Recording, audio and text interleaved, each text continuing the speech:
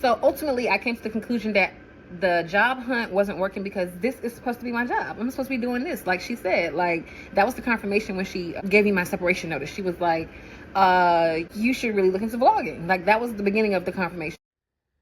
Every time I see you, you make my heart say.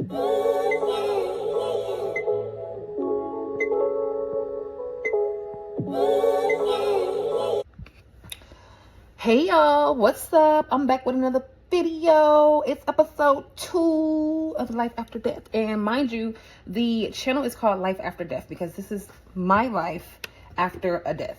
It's not going to always coincide with episode 1, which actually tells you why the channel is named Life After Death. So let's just clear the air with that. Today I am making a video about, basically it's going to be dedicated to other YouTubers who inspire me to get into YouTube, or that has me in the position that I am currently, in situations, or whatever situation, it's only one situation, that also influenced me to become a YouTuber, content creator, however you want to take that. But I'm not gonna hold you. We're gonna get straight into the video. It's a lot to talk about, so I'm gonna make it short, cute, and simple. Let's also touch on the fact that yes, I do have a list. Okay, yes, I do. Love it, like it, hate it. It's there. Maybe I'll fix it, maybe I won't. It is what it is. Okay, so let's get that out the way too, because I'm 31 years old, guys. I've had the list my whole life. Let's be real. Okay, cool.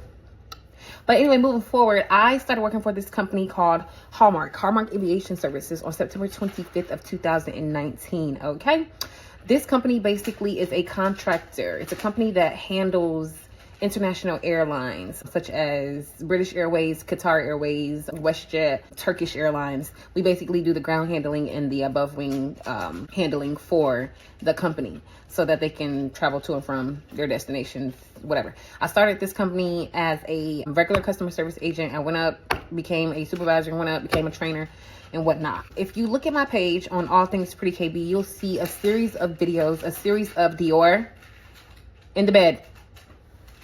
Get in the bed.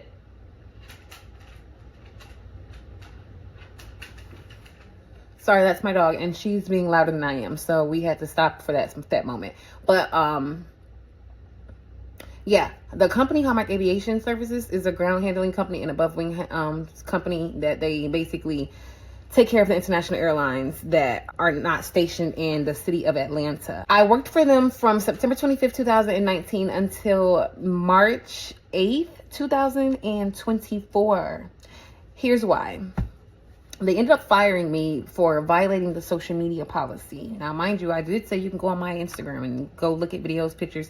So I've been violating the social media policy for about 4 years now because I didn't know that we couldn't post pictures and videos. I mean, they say it in your training, but you see pictures and videos being posted and nothing happening. So you kind of just like post your pictures and videos as well.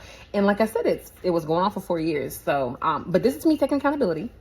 If I violated the policy, I violated the policy. But what happened was, and within the company, there was a lady who was my manager. She became my manager because the person who got promoted to be the general manager, they were super, super close. So it wasn't about what you know thing, it's about who you know. And so when the previous manager before this manager had left, it was now a position to be filled, and the general manager ended up giving this position to a person who did not deserve it. So moving forward into us working with this person, they did not understand or overstand the job titles, so therefore they didn't really know what to do, and the agents couldn't come to the manager because the manager doesn't know what to do. So the agents will come to the supervisor, which was myself, which I guess put the manager in a frenzy, made her feel intimidated, made her uncomfortable. I don't really know, but at the end of the day, I had a video that I posted. A couple of people probably would have saw it. It was me going live while I was training. It was a new position. I was training for the first time. I didn't flip my camera. I didn't turn the camera. I just got on live on Instagram. I didn't put anybody in the camera or turn the camera or anything. It was just myself. But apparently I was talking about Hallmark, and I didn't have permission, even though I took pictures and videos about Hallmark in uniform paraphernalia all the time, and no one ever questioned it. No one ever said nothing. No one ever checked it. HR never you know, anything.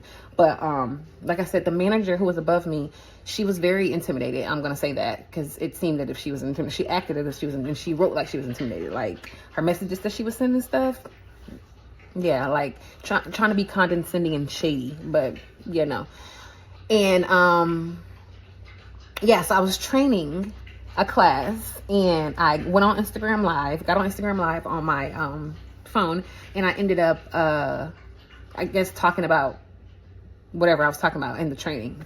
So I was making a video while I was training, and I was speaking about Hallmark, which I didn't have permission to do. So that was me violating the social media policy. Cool, I took accountability for it. It is what it is. They investigated. They said what they said. I made sure I spoke up and told the facts and the truth about how this person doesn't know what they're doing and how this person said what they said about this person. Because yeah, we're all, if I'm the enemy, we're all enemies here, because we're all moving how we're moving. But granted, it is what it is. I wasn't making a big fuss about it. But when HR did investigate, the last thing she told me was, you should really look into vlogging. You will be really good at it.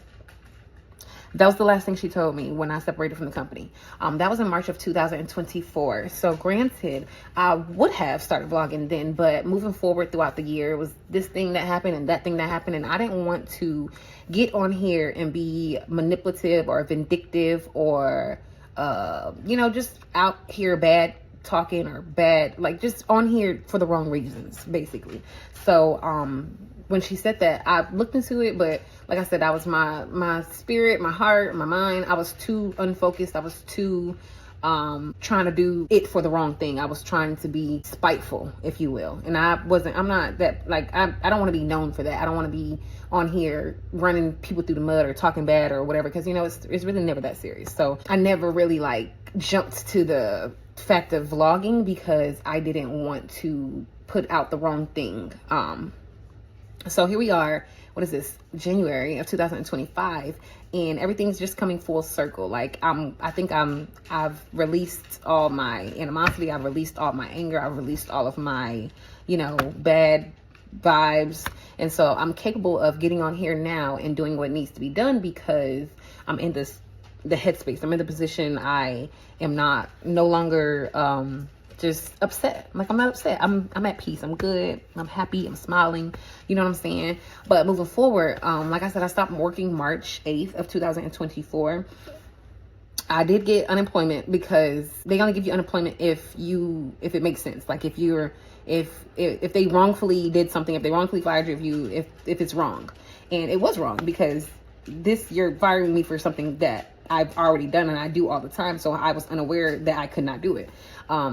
So that was basically the gist of that. I was on unemployment for I got it in March or April, and I stopped receiving it in May. That's what it was. But then I ended up getting back into school. I ended up going to summer school at Georgia State. So, you know, of course, you get checks from school if you have been to college before. So I wasn't working. I stopped working March 8th. I was applying for jobs, but I never got a job. I took maybe like 2 interviews, didn't get those jobs either. And I was just like, dang, like, what? Am I so bad? Like, am I that bad? But really, you have to see the good and the bad. You feel me? So for me, it was like, yeah, you could get a job, but then you're gonna be back in the position that you was in the first time, because God is the reason why I'm not working at the aviation Y'all hear her? She's just crying. Like, she's telling me what I need to do. God is the reason why I stopped working for the aviation company. He knew I wasn't going to move. He was like, you're not going to leave. So let me give you a reason to leave. Let me put you in this position to where you have to go. Boom. So he kind of like forced my hand, which worked out because, please hold on. Okay, I'm back. My dog had to go outside. She went. She's good now. But basically what I was saying was that God basically forced my hand. He's the reason why I stopped working for the aviation company, because he knew that if he didn't do it for me, I wasn't going to do it for myself. And getting another job will put me back in the same position. And if that's the case, if you're going to be back in the same position, you could have stayed at the aviation company. So now he's letting me know that there's bigger and better. There's so much more that's in store. And I'm like, okay, cool. Which is why I love the scripture, Jeremiah 29:11. Make sure you read it. Make sure you read it. Make sure you read it. Live by it. Love it. Read it. So moving forward, though, once he basically forced my hand, I couldn't get another job. I'm not saying I couldn't, but it just, nobody wanted to hire me, I guess. I'm talking about, I even went to so far as to applying for a job, going to the airport, getting the badge for it, swiping the badge to make sure it worked. But then something came back on my background check, like my DUI. I got a DUI in my lifetime back in 2017, and the airport was like, oh no, which is crazy because I was already working in the airport with the DUI. So the fact that I worked for another company, or I ended up getting hired and testing my badge for another company in the airport, and then they tried to make it seem like, oh, the DUI, we can't, like, yeah, bye. I don't even care. I didn't even want to do this for real. I just wanted to say I had a job. Like, you know what I'm saying? But it's really not that serious. Like, it's serious to have a job, but if you have other means and other streams of income, then, you know what I'm saying? Don't let nobody make you feel like, you know, you need them, okay? Period. Because you don't need nobody but yourself. But yeah, by the grace of God, I'm able to do other things. Like, I got my hands in other things that provide me with income as well. And I'm capable of using my hands because, you see my hair? Yeah, I did.